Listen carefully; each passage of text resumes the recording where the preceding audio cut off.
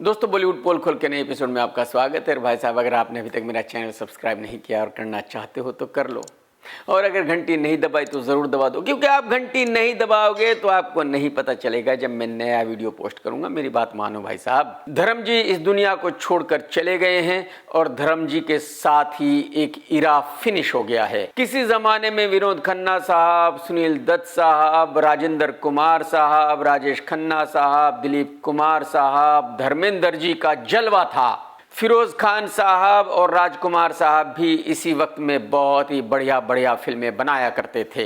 ये सभी लोग इस दुनिया को छोड़कर जा चुके हैं जो अपने वक्त के बहुत बड़े सुपरस्टार्स थे, और बस अब इनको सिर्फ फिल्मों में ही देखा जा सकता है। इसी तरह एक वक्त वो भी होगा जब मैं इस दुनिया में नहीं हूँगा और आप भी इस दुनिया में नहीं होंगे। इस दुनिया में जो आया है उसको जाना ही है। तो मैं दुआ करता हूं कि धर्म जी को स्वर्ग में जगह मिले। ऐसे बहुत सारे लोग हैं जो ये मानते हैं कि SRK कभी मुंबई में आया था तो उसके पास घर नहीं था, उसके पास पैसे नहीं थे, उसने बहुत स्ट्रगल किया था, वगैरह वगैरह। लेकिन मैं आप लोगों को बताना चाहूँगा कि SRK एक बहुत ही अच्छी फैमिली से बिलोंग करते हैं। SRK के फादर अपने वक्त के तुर्रम खान आदमी थे।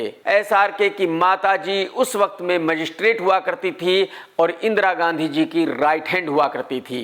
SRK फिल्मों में आने से पहले एक बहुत ही फेमस सीरियल कर चुका था जिसका नाम था फौजी, और उस सीरियल को जिन लोगों ने बनाया था वही लोग SRK को मुंबई लाए थे फिल्म करने के लिए। SRK ये बात खुद ही कह चुका है कि जो निर्माता निर्देशक उसको मुंबई लाया था उसने अच्छा घर दिया था, उसने उसकी अच्छे से देखभाल की थी।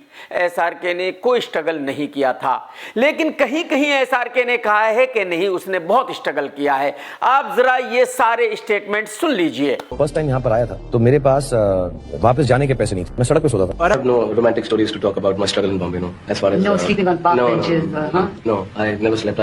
They gave me nice houses and to sleep in. They looked after me. They pampered me. They let me make STD calls to Delhi. They used to let me fly back to Delhi. When I came to Mumbai first time, I didn't have money to buy food. I had come with 15,000 rupees to Bombay. 15,000 rupees to Bombay. He was the youngest freedom fighter of this country, and he was a lawyer and a businessman. तो जो कुछ SRK ने अलग अलग वक्त पर कहा है उसको सुनने से ये पता नहीं चलता कि SRK कब झूठ बोल रहा है, कब सच बोल रहा है। मेरे ख्याल में कहीं कहीं SRK ने सिंपैथी लेने के लिए झूठ बोला है, और SRK के इन्हीं बयानों को सुनकर बहुत सारे लोग ऐसा मानते हैं कि वाकई ही SRK ने मुंबई में बहुत स्ट्रगल किया था फिल्मों में आने से पहले। लेकिन ऐसा कुछ भी नहीं है, हकीकत यही है। रणवीर की फिल्म धुरंधर अगले हफ्ते रिलीज होने वाली है और रणवीर को ऐसा लग रहा है कि ये फिल्म बहुत बड़ी ब्लॉकबस्टर होने वाली है। रणवीर को पूरा यकीन है कि इस फिल्म के ब्लॉकबस्टर होने के बाद फरहान अख्तर डॉन 3 उसके साथ शुरू कर देगा। यही वजह है कि फरहान जहां भी रणवीर को मिलता है रणवीर उसकी खूब खूब रेस्पेक्ट करता है। भाई साहब, रणवीर फरहान का हाथ पकड़कर भी चलता है, आप जरा देख लीजिए।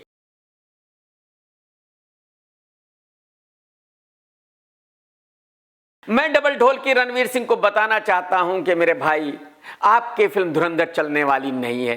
आपको तो याद ही होगा जब 83 बनी थी तो आपने कहा था कि आपकी फिल्म ब्लॉकबस्टर होने वाली है, आपकी फिल्म इतनी बड़ी हिट होने वाली है कि हिंदुस्तान के इतिहास में इतनी बड़ी हिट फिल्म बनी ही नहीं है। और मैंने क्या कहा था कि फिल्म डिजास्टर होगी। हुआ क्या था? डिजास्टर ही हुई थी। तो जब मैं कह रहा हूं the KRK, the brand KRK, one man army, कि भाई साहब आपकी फिल्म नहीं चलने वाली, आपकी फिल्म का डिजास्टर होना तय है, तो आप मेरी बात मान लीजिए भाई साहब। और जैसे ही वो फिल्म डिजास्टर हुई वैसे ही आप सपने में भी ये नहीं सोचना कि फरहान अख्तर आपके साथ डॉन 3 बनाएगा। तो ये सपना आपका कभी पूरा नहीं होगा दोस्त। एक अननोन लड़की तानिया मित्तल बिग बॉस में आई, उसने खूब फेकम फेक की और उसी फेकम फेक को लेकर वो फेमस हो गई, और आज फिनाले वीक में वो बिग बॉस के घर में है। तानिया ने घर के अंदर खुद ही अलग अलग टाइम पर अलग अलग बातें कही है। एक बार तानिया ने कहा कि उसके घर में 2500 स्क्वायर फीट में उसके सिर्फ कपड़े रखे जाते हैं।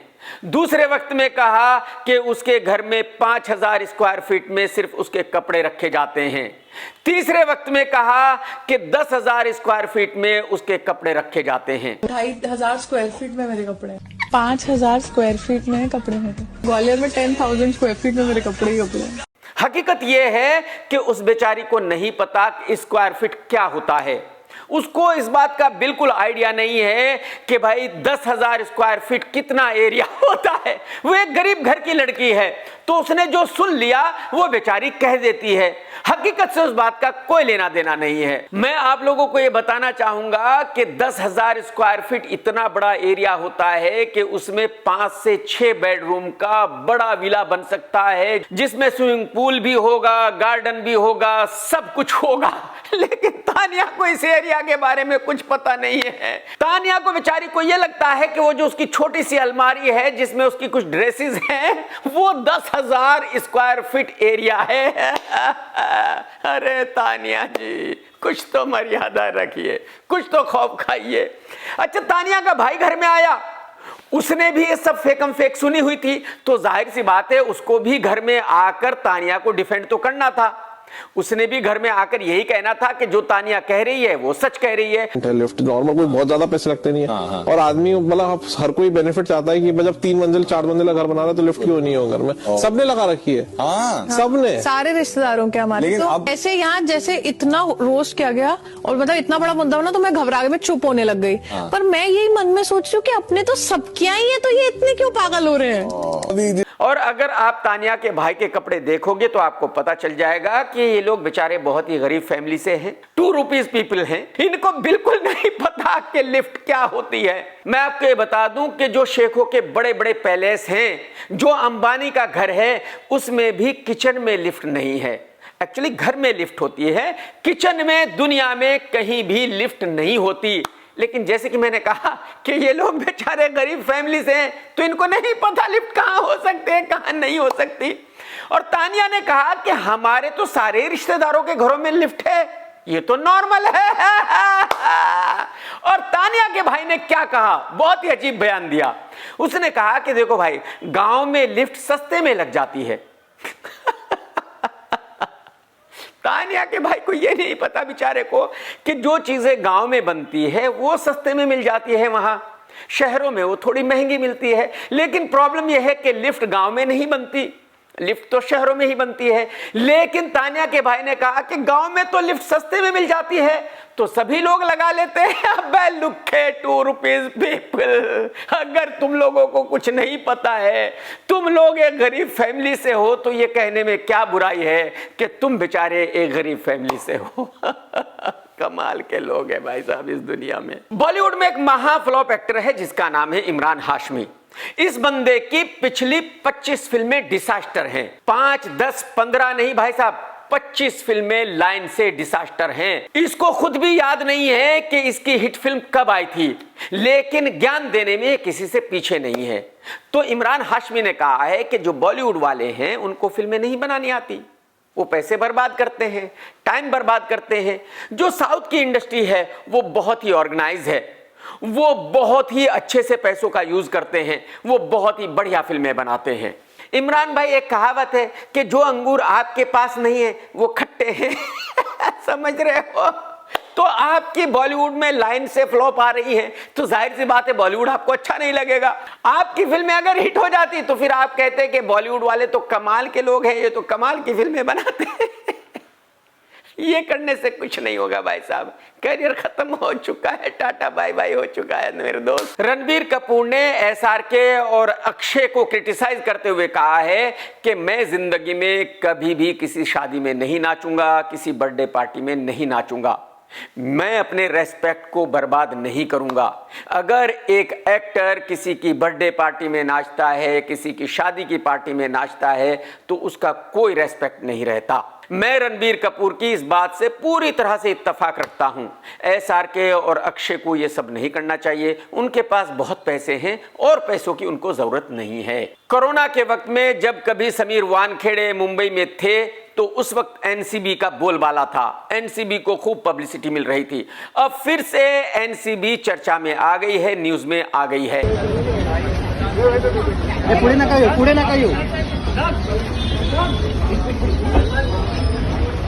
श्रद्धा कपूर के भाई को भी एनसीबी ऑफिस में बुलाया गया था, पूछताछ की गई है।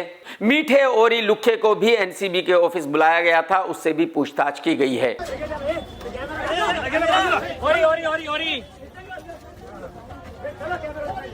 और बताया जा रहा है कि श्रद्धा कपूर को भी जल्दी ही बुलाया जाएगा पूछताछ के लिए। इन सभी लोगों का नाम एक ऐसे आदमी ने लिया है जो बहुत बड़ा माल का सप्लायर है। लेकिन ये मैं अभी से गारंटी के साथ कह सकता हूं कि भाई साहब कार्रवाई किसी पर नहीं होगी, एक्शन किसी पर नहीं लिया जाएगा। बस यही कमाल है। ये जो कुछ भी हो रहा है सिर्फ पब्लिसिटी के लिए हो रहा है। मुंबई में बॉलीवुड वालों की इतनी चलती है भाई साहब कि इनके खिलाफ कोई एक्शन हो ही नहीं सकता, पॉसिबल ही नहीं है। लड़कियों की तरह चलने वाले बेशरम डबल ढोल की मीठे कपिल शर्मा की एक फिल्म आ रही है जिसका नाम है किस किस को प्यार करूं। पूरे ट्रेलर में बातें भी लड़कियों की तरह कर रहा है, चल भी लड़कियों की तरह रहा है, हंस भी लड़कियों की तरह रहा है। लेकिन इस मीठे को ऐसा लगता है कि इससे बड़ा सुपरस्टार हिंदुस्तान में कोई है ही नहीं। मैं आपको ये बता दूं कि अब तक जितनी भी फिल्में इसने की हैं सब की सब डिसास्टर हुई हैं। इस ट्रेलर को देखकर आप कह सकते हो कि इस फिल्म का भी डिसास्टर होना तय है, गारंटी है। इस फिल्म में कुछ भी नहीं है, बस सिर्फ इतना है कि कपिल मीठा 4-5 शादियां करता है। तो जो इसके जानने वाले हैं, आस पड़ोस के लोग हैं, उनको लगता है कि इसकी एक बीवी है, लेकिन इसकी बहुत सारी बीवियां हैं। एक दिन इसका केस पुलिस में पहुंच जाता है, फिर एक पुलिस ऑफिसर इसके पीछे लग जाता है, वो इसकी इंक्वायरी करने लगता है और फाइनली क्या होता होगा, जाहिर सी बात है क्लाइमैक्स में पकड़ा जाता होगा। अगर आपको याद हो तो इस तरह की फिल्में 90s में बना करती थी।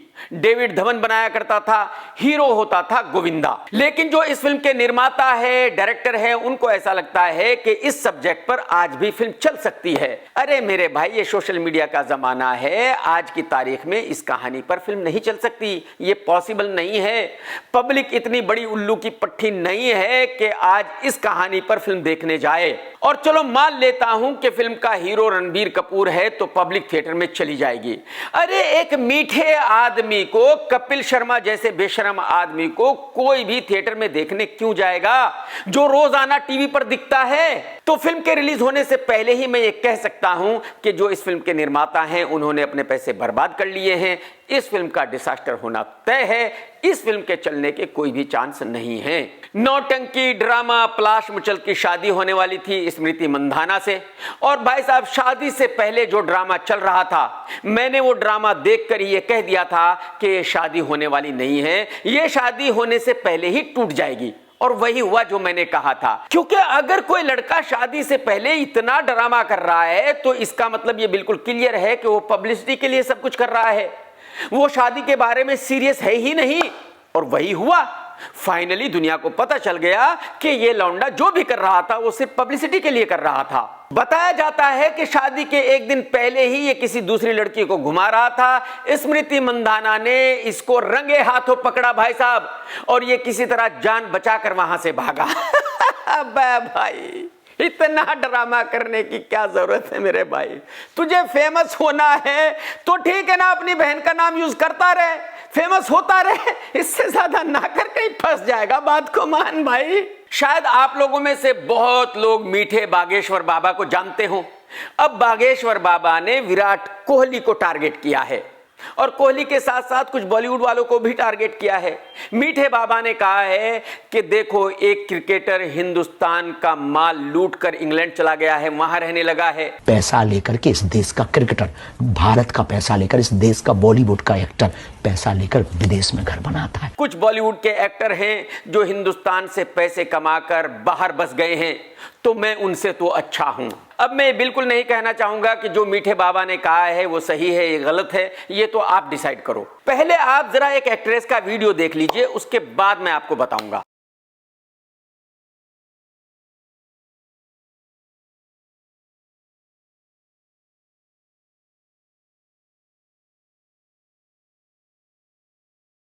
इस पहलवान एक्ट्रेस का वीडियो आपने देख लिया है भाई साहब। ये हीरोइन है फिल्म किस किस को प्यार करूं, यानी कि ये अपोजिट कपिल शर्मा है भाई साहब। आप मुझे बताइए, आज की तारीख में ऐसे कौन लोग हैं जो इतनी भारी भरकम पहलवान हीरोइन की फिल्म देखने जाएंगे? मैं आपको बता दूं, इस लड़की का नाम था वरीना हुसैन। इसको लॉन्च किया था सलमान खान ने अपने बहनोई के साथ। और आपको तो पता ही है कि जिस भी लड़के या लड़की को सलमान लॉन्च करता है उसका कैरियर पहली फिल्म के साथ ही खत्म हो जाता है। तो जाहिर सी बात है, इसका कैरियर भी खत्म हो गया था। तो इसको इतनी शर्म है वो फिल्म करने के लिए कि इसने अपना नाम चेंज कर दिया है ये दूसरी फिल्म करने के लिए। पहले इसका नाम था वरीना हुसैन और अब शायद कर दिया है हीरा हुसैन या कुछ और ऐसा ही कुछ नाम चेंज किया है। लेकिन मैं इस मैडम को ये बताना चाहता हूं कि मैडम जी माशाल्लाह से जैसे आप खा पी रही हो, जिस तरह से आपकी बॉडी है, अगर आप 10 बार भी नाम चेंज करोगी तब भी कुछ नहीं होने वाला। कैरियर में कहीं भी पहुंचने वाली नहीं हो आप। आपका काम खत्म हो चुका है। आप अपने घर जाइए, आराम कीजिए। आपका एक्ट्रेस बनने से कोई लेना देना नहीं है। ड्राकुला जैसे दिखने वाले क्रिकेटर चहल को तो आप जानते ही हैं, जिसने धनश्री से शादी की थी, डिवोर्स हो गया। कुछ वक्त के बाद ही धनश्री ने इसको लात मार दी और करोड़ों रुपए इससे ले लिए। लेकिन ये लुक्खा सुधरा नहीं है। ये लुक्खा आईने में अपनी शक्ल नहीं देखता कि इसके दांत कितने डरावने हैं, इसकी शक्ल कितनी डरावनी है। भाई साहब, इस लड़के की पर्सनैलिटी इतनी कमाल की है कि इसके पिछवाड़े में घूस सूखा हुआ है, उसके बावजूद भी इसको शादी करनी है। अब इसने कहा है कि मैं शादी के लिए तैयार हूं। अबे लुक्खे, तू तो शादी के लिए तैयार है, लेकिन वो लड़की कौन है इस दुनिया में जो तुझसे शादी करेगी? अबे तेरे दांत देख लेगी लड़की तो 4 दिन उस बेचारी को नींद नहीं आएगी। कुछ तो रहम कर, कुछ तो मर्यादा रख, कुछ तो खौफ खा मेरे भाई। तनुश्री दत्ता किसी जमाने में अच्छा कर रही थी, फेमस थी, कुछ बड़ी फिल्में की थी इसने। आज की तारीख में अपने घर पर बैठी हुई है, कोई काम नहीं है, तो जाहिर सी बात है लाइफ में बहुत ज्यादा फ्रस्ट्रेटेड है। तो घर पर बैठे बैठे क्या करे? एक ही काम बचता है, पॉडकास्ट करने का। तो हर हफ्ते किसी ना किसी के साथ पॉडकास्ट करती है और बॉलीवुड वालों को खूब जमकर गालियां देती है। आजकल ये टारगेट कर रही है सलमान खान को। अपने हर पॉडकास्ट में सलमान को खूब गालियां देती है। एक्चुअली सलमान बेचारा तो ऐसा हो गया कि लोगों ने सलमान को मंदिर का घंटा समझ लिया है।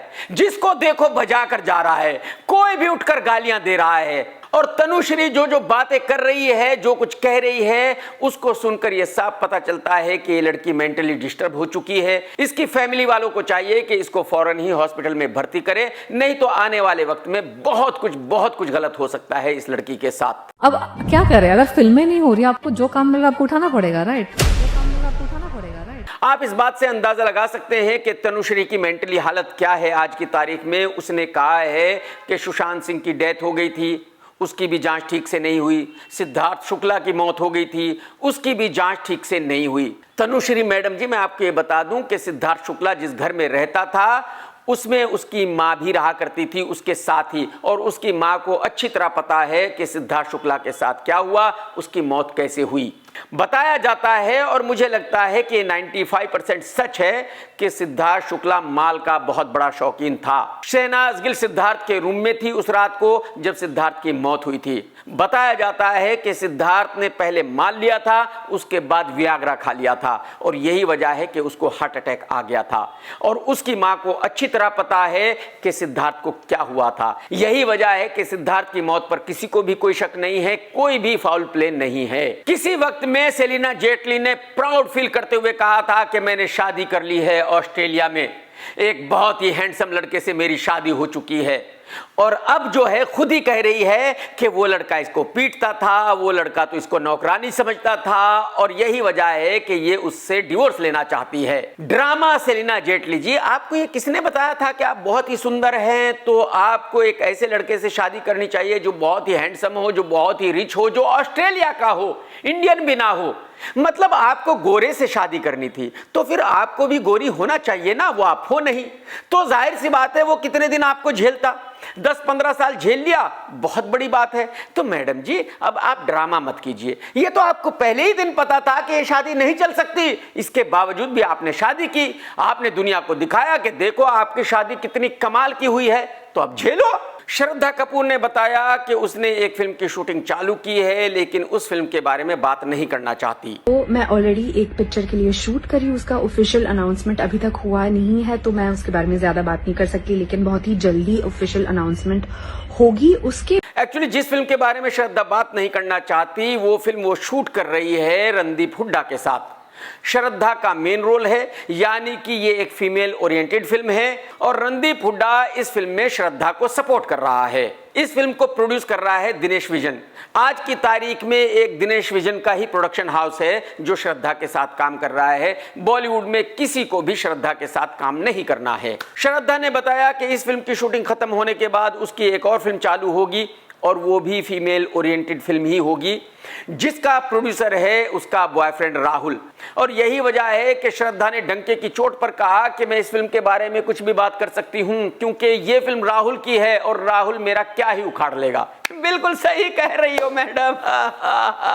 उसके बाद मैं राहुल की फिल्म कर रही हूँ, उसके बारे में मैं बिंदास बात कर सकती हूँ, वो क्या ही उखाड़ लेगा मेरा। स्टार्टअप की दुनिया की फिल्म है, हसल कल्चर एनर्जी पे बेस्ड है। अब तो मैडम जी ऐसा वक्त आ गया है कि आपको ऐसी फिल्में मिलेंगी जिसमें हीरो भी आप हो, हीरोइन भी आप हो, क्योंकि कोई हीरो तो आपके साथ काम करने वाला नहीं है और ना ही बॉलीवुड वालों को आपके साथ काम करना है, क्योंकि उनको भी डर है कि कहीं माल के चक्कर में वो भी आपके साथ कहीं फंस ना जाए, क्योंकि जब आप माल ले लेती हैं तो आप पूरी तरह आउट हो जाती हैं। जरा देख लीजिए ये वीडियो।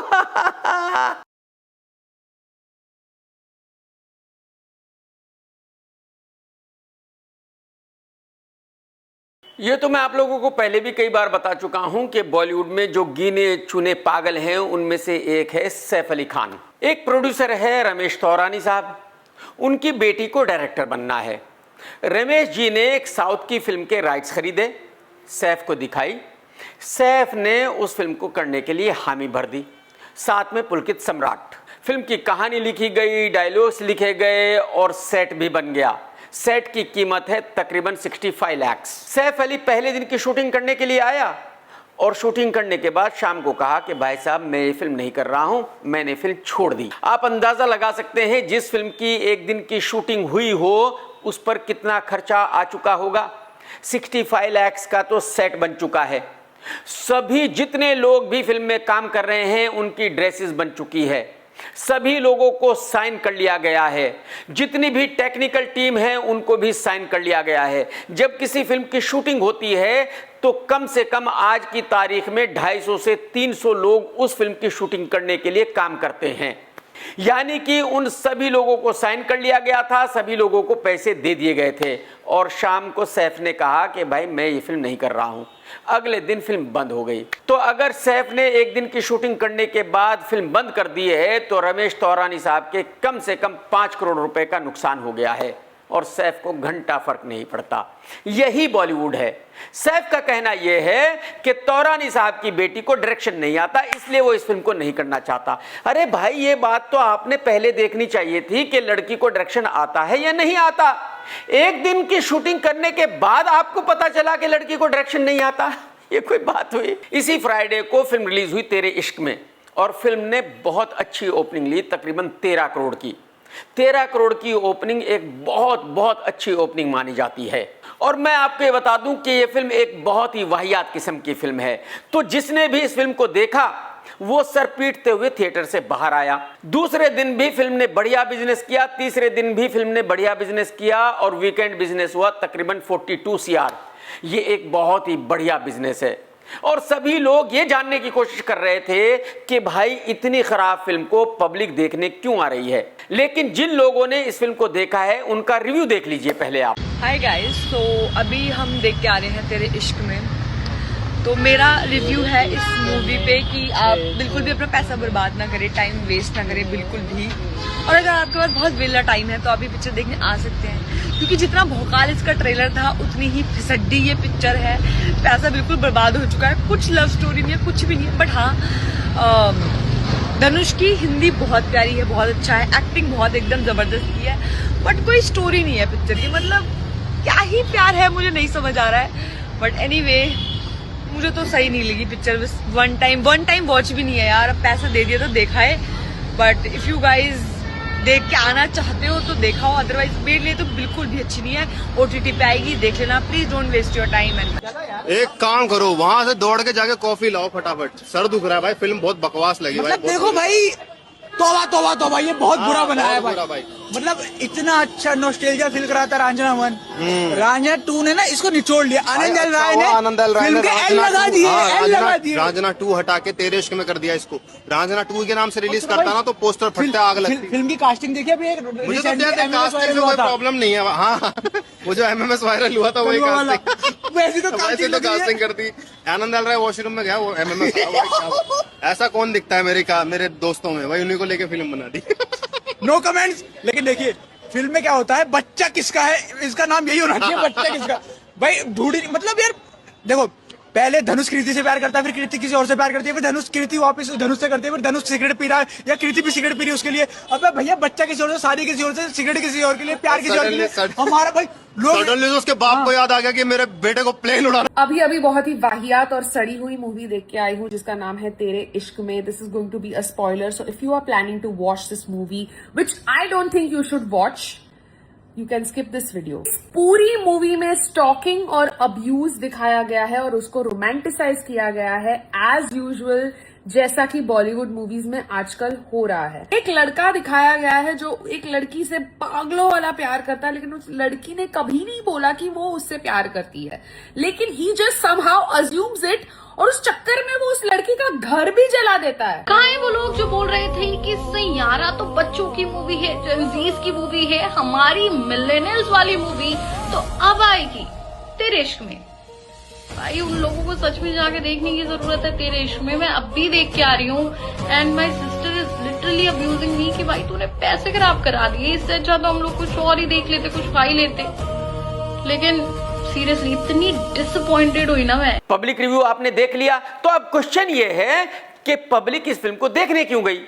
एक्चुअली वजह यह है कि रांझना एक हिट फिल्म थी और जो पब्लिक है उसको ऐसा लगा कि ये रांझना 2 है, इसको देखा जाना चाहिए, ये एक अच्छी फिल्म होगी, बहुत बढ़िया म्यूजिक होगा। लेकिन फिल्म में ऐसा कुछ था ही नहीं। जो फिल्म का ट्रेलर है वो क्लिक कर गया था, लोगों ने उस ट्रेलर को देखा और ये डिसाइड कर लिया कि भाई ये फिल्म अच्छी होगी, ये फिल्म रांझना 2 ही है। यही वजह है कि पब्लिक थिएटर में जाती रही और जाकर के वहां पता चला कि ना ही ये रांझना 2 है और ना ही ये एक अच्छी फिल्म है, ये एक बहुत ही वाहियात फिल्म है। लेकिन तब तक बहुत देर हो चुकी थी, पब्लिक टिकट खरीद चुकी थी। तो मंडे को यह फिल्म पूरी तरह बैठ गई। मंडे को 55% का ड्रॉप आया और थर्सडे तक यह फिल्म पूरी तरह खत्म हो जाएगी। फ्राइडे को धुरंधर रिलीज हो रही है। जाहिर सी बात है धुरंधर वाले इस फिल्म को कोई भी शो नहीं देंगे, तो थर्सडे तक जो बिजनेस होगा बस वही बिजनेस है, उसके आगे कुछ बिजनेस नहीं होगा। तो कहने का मतलब यह है कि बहुत बढ़िया वीकेंड बिजनेस करने के बावजूद भी यह फिल्म सुपर डुपर डिसास्टर हो गई है। उसकी वजह यह है कि इस फिल्म का जो बजट है वो बहुत ही भारी भरकम बजट है, 90 CR। तो कम से कम 100 CR का बॉक्स ऑफिस करना चाहिए इस फिल्म को हिट होने के लिए। और बुढ़े डायरेक्टर आनंद एल रॉय की ये पहली फ्लॉप फिल्म नहीं है भाई साहब, इससे पहले भी 3 सुपर डुपर डिसास्टर फिल्में वो बना चुका है, जीरो, अतरंगी रे, रक्षाबंधन, और ये चौथी फिल्म है लाइन से बुढ़े की जो डिसास्टर फिल्म है, वाहियात फिल्म है। बॉलीवुड में एक बीमारी है कि जो आदमी जो काम कर रहा है उसमें वो खुश नहीं है। जो कोरियोग्राफर है उसको डायरेक्टर बनना है, जो डायरेक्टर है उसको कोरियोग्राफर बनना है, जो सिंगर है उसको म्यूजिक डायरेक्टर बनना है, जो म्यूजिक डायरेक्टर है उसको सिंगर बनना है। हर आदमी अपना काम नहीं करना चाहता, दूसरा काम करना चाहता है। बॉलीवुड में एक बहुत ही फेमस ड्रेस डिजाइनर है जिसका नाम है मनीष मल्होत्रा। अब उसको भी प्रोड्यूसर बनना है, उसको ड्रेस डिजाइनर नहीं रहना है। यही वजह है कि इस भाई ने एक फिल्म प्रोड्यूस की है जिसका नाम है घंटा इश्क। और इस फिल्म का हीरो कौन है भाई साहब? विजय वर्मा, जो कभी तमन्ना फैली हुई का बॉयफ्रेंड हुआ करता था। आप मुझे बताइए। और हीरोइन कौन है? सना फातिमा। आप मुझे बताओ, कोई भी इन दोनों की फिल्म क्यों देखने जाएगा? अरे इनके घर वाले इनकी फिल्म नहीं देखते बहन चोद, तो और कोई अपने पैसे बर्बाद करके इनकी फिल्म क्यों देखने जाएगा, वो तो बताओ। तो इस फिल्म ने पहले दिन बिजनेस किया 1.5 लाख रुपए का भाई साहब, यानी कि इस फिल्म का लाइफ टाइम बिजनेस होगा मैक्सिमम 25 लाख रुपए। 25 लाख रुपए किससे कहते हैं? जो गली में कहीं पोस्टर लगाए होंगे ना, उन पोस्टर लगाने का खर्चा भी 25 लाख से ज्यादा है। क्या क्या हो रहा है बॉलीवुड में, मेरी समझ में नहीं आ रहा है। ये लोगों में क्या बीमारी है कि भाई जिस काम को वो करना जानते हैं वो करना ही नहीं है। अरे मनीष भाई, आपका इतना बड़ा नाम है एज ए ड्रेस डिजाइनर, तो ड्रेसेस बनाइए, एंजॉय कीजिए। आपको प्रोड्यूसर क्यों बनना है? आपका प्रोड्यूसर से क्या लेना देना है? आपको प्रोड्यूसर बनने की क्या नॉलेज है वो तो बताइए मुझे। आप कुछ तो मर्यादा रखिए भाई साहब, कुछ तो खौफ खाइए यार। एक वेब सीरीज एक्टर है जिसका नाम है जयदीप अहलावत। वेब सीरीज में काम किया करता है, फिल्मों में छोटे छोटे रोल मिला करते हैं, 2 सीन 4 सीन, और इसकी शक्ल इतनी डरावनी है कि अगर बच्चा देख ले तो 4 दिन तक रोता रहे। इसका कहना यह है कि जो फेम इसको मिल चुका वो कभी जा ही नहीं सकता। ये बहुत बड़ा सुपरस्टार है और ये सुपरस्टारडम कभी खत्म नहीं होगा। तो क्या क्या हो रहा है साला, ऊपर वाले ने किस गोले पे भेज दिया मुझे। कैसे कैसे लोगों को झेलना पड़ रहा है, कैसे कैसे लोगों को देखना पड़ रहा है। अहलावत भाई, एक्चुअली वो चीज जाती है जो आई हो, जो आई ही ना हो वो जाएगी कैसे। तो जो ये फेम है, जो स्टारडम है, वो कभी आपके पास आया ही नहीं, आपको छू के भी नहीं गुजरा, तो वो जाएगा कैसे मेरे भाई, वो तो बताओ। अरे भाई साहब, अरे भाई साहब, जमीन पे रहिए, घर चल रहा है, चलने दीजिए। इन फिल्मों वालों का कोई भरोसा नहीं है, काम देना बंद कर देंगे, भूखे मर जाओगे भाई साहब, बात को समझो। बिग बॉस के घर में गौरव खन्ना है और बहुत सारे लोग उसको सुपरस्टार कह रहे हैं, क्योंकि जो शो के निर्माता हैं उन्होंने डिसाइड कर लिया है कि गौरव को ही जिताना है। उसके बाद उससे 2-4 शो कराने हैं, पैसे कमाने हैं। तो हर किसी को कहा जा रहा है कि उसको सुपरस्टार कहिए।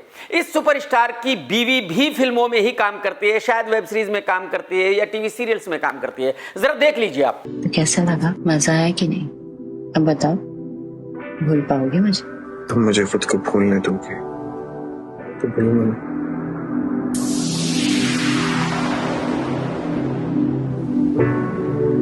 इस लुक्खे एक्टर की बीवी को देख लिया क्या कर रही है। ये देख के मैं गारंटी के साथ कह सकता हूं ये शादी नहीं चल सकती। कोई तरीका नहीं शादी के चलने का भाई साहब। डिवोर्स गारंटीड है, पक्का है। आज हो जाए, 1 साल के बाद हो जाए, 5 साल के बाद हो जाए, डिवोर्स तो तय है। डिवोर्स तो नहीं रुक सकता, क्योंकि इस लड़की के सपने जो हैं वो बहुत बड़े बड़े हैं और ये उन सपनों को पूरा करने के लिए कुछ भी कर सकती है। काजोल किस दुनिया में रहती है ये तो आप लोग जानते ही हैं। हकीकत की दुनिया से बहुत दूर रहती है। जब काजोल से पूछा गया कि भाई बॉलीवुड में क्वीन कौन है और किंग कौन है, तो मैडम ने कहा कि क्वीन तो मैं हूं। अरे मैडम जी, अरे मैडम जी, क्वीन, आप क्वीन हो। अरे मैडम जी, क्वीन की जो परछाई है वो भी आप नहीं हो। Queen is me. King is, I think right now the crown is being shared by 3-4 people. Who? So You can name 3-4. I would say that there is Shah Rukh, there is Ajay, there is Shah Rukh, Ajay and Akshay Kumar. I think और madam ने आगे कहा कि जो king है वो तो कई लोग हैं, जैसे कि अजय देवगन, अक्षय कुमार। मतलब कितनी जलती हो आप, कितनी जलती हो शाहरुख खान से यार। अरे वो शाहरुख खान है, किंग वही है। पूरी दुनिया में आप किसी से भी पूछ लिए, आपके हस्बैंड तो किंग के कहीं आसपास भी नहीं है, 2-4 किलोमीटर के दायरे में भी नहीं है। मैडम जी, आपको किसने बता दिया आपके हस्बैंड किंग हैं?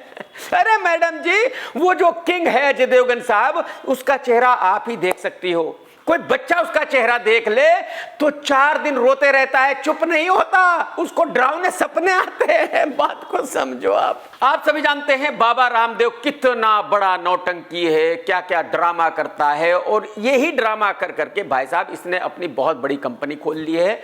आज सालाना हजारों करोड़ रुपए कमाता है।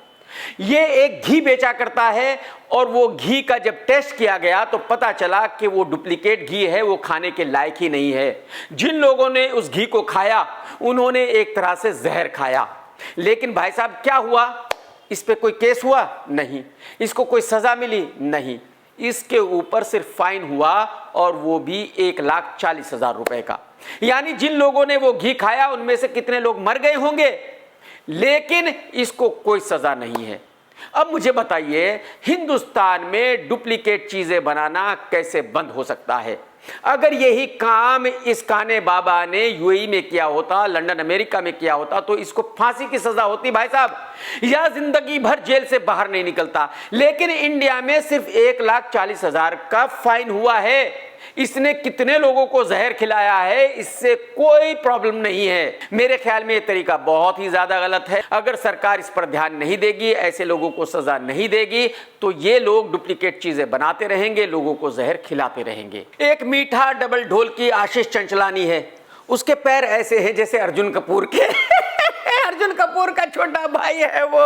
तो वो बिग बॉस के शो में आया और भाई साहब होस्ट के पास खड़ा हुआ, यानी कि बुढ़ऊ भाई के। बुढ़ऊ भाई ने इतने ऊंचे ऊंचे जूते पहन रखे थे, लेकिन आशीष उससे भी बड़े जूते पहन के आया। आशीष ने इतने बड़े बड़े पहने हुए थे। अबे बटले भाई, क्या इतने बड़े बड़े जूते पहनकर हाइट बड़ी हो जाएगी? क्या लोगों को आप सुपरस्टार लगने लगोगे? अबे तुम लुक्खे हो, तुम लुक्खे ही दिखोगे और जिंदगी भर ये दुनिया तुमको लुक्खा ही मानेगी। कितने भी बड़े बड़े जूते पहन ले, कोई फर्क नहीं पड़ता। तुझे लुक्खे को एक्टर कभी कोई मानने वाला नहीं है, मेरी बात मान ले मेरे भाई। फिल्म बॉर्डर 2 बन रही है, उसका पोस्टर रिलीज किया गया है। दिखाया गया है कि इसमें फाइटर जेट्स उड़ाए जा रहे हैं। अगर आप लोगों ने फिल्म बॉर्डर देखी है तो उसमें जो थल सेना है वो लड़ती है, सभी ऑफिसर्स थल सेना में काम करते हैं। लेकिन इस पोस्टर से यह साबित हो जाता है कि बॉर्डर 2 की कहानी फाइटर जेट्स पर आधारित है। इससे पहले लोग फाइटर देख चुके हैं जिसमें फाइटर जेट्स उड़ते हैं। इससे पहले पब्लिक कंगना की तेजस भी देख चुकी है, उसमें भी फाइटर जेट्स उड़ते हैं। कहने का मतलब यह है कि फाइटर जेट्स पर जितनी भी फिल्में आज तक आई हैं वो सब की सब फ्लॉप है, कोई भी फिल्म नहीं चली। तो अगर बॉर्डर 2 की कहानी यह है कि इसमें भी फिल्म फाइटर की तरह जेट्स उड़ रहे हैं, जेट से लड़ाई हो रही है, तो भाई साहब इस फिल्म का डिजास्टर होना तय है, गारंटी है। मैं आपको ये बता दूं कि इस फिल्म का बजट छोटा मोटा नहीं है, 250 करोड़ रुपए है।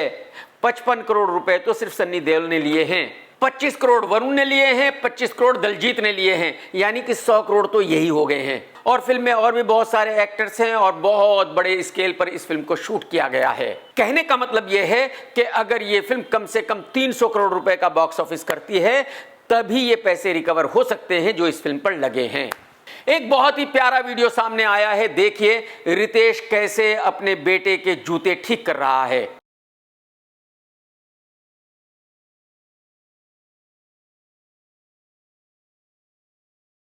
देख लिया आपने, ये है किसी भी फादर का प्यार। अगर आप फादर हैं तो आप समझ सकते हैं, अगर अभी तक आप फादर नहीं बने, आपको बच्चे नहीं हैं, तो आप नहीं समझ सकते। जो फादर का प्यार होता है बच्चों के लिए वो 100% अनकंडीशनल होता है। दुनिया में सिर्फ बच्चे ही है जिससे फादर हारना पसंद करता है, उनसे हार कर प्राउड फील करता है। जया जी मीडिया के सामने आई और जया जी ने खूब जमकर बॉलीवुड वालों की क्लास लगाई। अगर आपको अपना फोटो निकालने के लिए एयरपोर्ट पे कैमरा बुलाना पड़े तो then what kind of a celebrity are you? Jaya ji ने कहा कि ये कौन से सेलिब्रिटी हैं जो पत्रकारों को पैसे देते हैं, फोटोग्राफर्स को पैसे देते हैं, फिर एयरपोर्ट पर आते हैं और फोटो क्लिक कराते हैं। ये मेंटली डिस्टर्ब हैं, ये सेलिब्रिटी नहीं है। और मैं जया जी से पूरी तरह इत्तेफाक रखता हूं। एक्चुअली ये जितने भी ऐसे सेलिब्रिटी हैं वो मेंटली डिस्टर्ब हैं। उनको ऐसा लगता है कि इस तरह से फोटो खिंचवाकर वो बहुत बड़े सुपरस्टार्स बन जाएंगे, ऐसा कुछ भी नहीं है। आगे जया जी ने यह कहा कि जो उनकी नाती है वो चाहती है कि वो कभी भी शादी ना करे, क्योंकि शादी का वो लड्डू है जो खाए वो भी पछता है, जो ना खाए वो भी पछता है। शादी करके कोई फायदा नहीं है, शादी करके टोटल नुकसान है। I don't want Navya to get married. वो दिल्ली का लड्डू है, खाओ तुम मुश्किल, ना खाओ तो मुश्किल। और मैं जया जी की इस बात से भी इत्तेफाक रखता हूं। बिल्कुल सही बात है, शादी करना बिल्कुल जरूरी नहीं है, लाइफ एंजॉय करो भाई साहब। दीपिका पादुकोण तो बहुत बड़ी फिल्में छोड़ चुकी है, स्पिरिट और काल्की 2। जब दीपिका से पूछा गया कि आपने इतनी बड़ी फिल्में छोड़ दी है, ऐसा क्यों किया, तो दीपिका ने कहा कि बहुत बड़ी फिल्में जिनका बजट 500-600 करोड़ होता है वो मुझे ज्यादा एक्साइट अब नहीं करती। मैं ऐसी फिल्में कर चुकी हूं, मैं छोटी फिल्में भी कर चुकी हूं, तो मेरे लिए आज की तारीख में बहुत बड़ी बात नहीं है कि किसी फिल्म का बहुत बड़ा बजट है। मैं ये देखती हूं कि मुझे कितने पैसे मिल रहे हैं। मुझे बड़े पैसे मिल रहे हैं तो मैं फिल्म करूंगी, नहीं तो घंटा फिल्म नहीं करूंगी। दीपिका जी ने बिल्कुल सही कहा। दीपिका ने पैसे खूब कमा लिए हैं। दीपिका को घंटा फर्क नहीं पड़ता वो फिल्म करे या ना करे। दीपिका की पूरी जिंदगी में कोई प्रॉब्लम नहीं आने वाली, ठाठ से गुजरेगी। तो दीपिका क्यों सोचे कि किस फिल्म का कितना बजट है भाई साहब, है कि नहीं? दोस्तों, अगर आज का वीडियो आपने देखा है तो लाइक करना बिल्कुल मत भूलना। कमेंट्स करके जरूर बताना कि आज का वीडियो आपको कैसा लगा। टेक केयर दोस्तों, tata bye bye, love you, जय हिंद। सत्यमेव जयते।